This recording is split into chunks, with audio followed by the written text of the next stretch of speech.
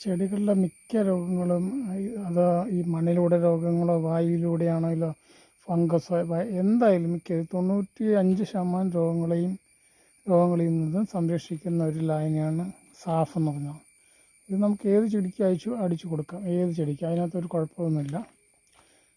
ഇത് നമുക്കും ദോഷമുള്ളൊരു സംഭവമല്ല, വലിയ വിഷാംശം അങ്ങനെയുള്ള ഒന്നുമല്ല.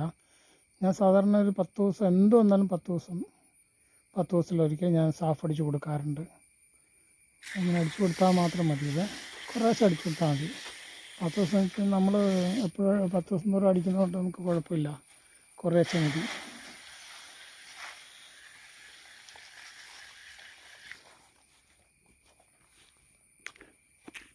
വളർന്നു വരുന്ന ചെടികൾ, തക്കാളി ചെടികൾ, മത്തങ്ങ, വെണ്ടയ്ക്ക, വഴുതനങ്ങ, ഏത് ക്രോപ്സിനും നമുക്ക് സാഫ് അടിച്ചു കൊടുക്കാം. അത് പ്രതിരോധിച്ച് നിന്നോളും. മണ്ണിൽ ഉള്ള കീടങ്ങളെയൊക്കെ ഇതിന്ന് അകറ്റി നിർത്തിക്കോളും. അതാണ് സാഫിൻ്റെ ഗുണം.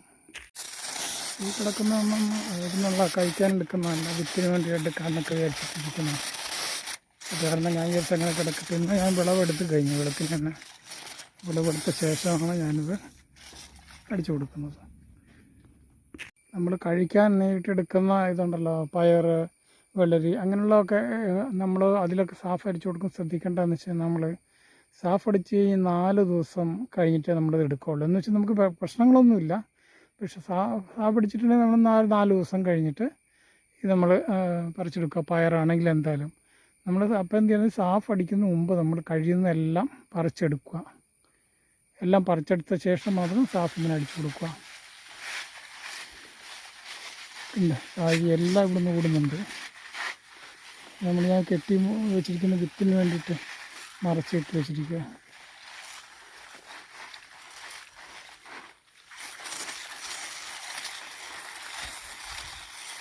ഇനി 4 ദിവസം കഴിഞ്ഞ് എനിക്ക് എടുക്കാൻ പറ്റുള്ളൂ.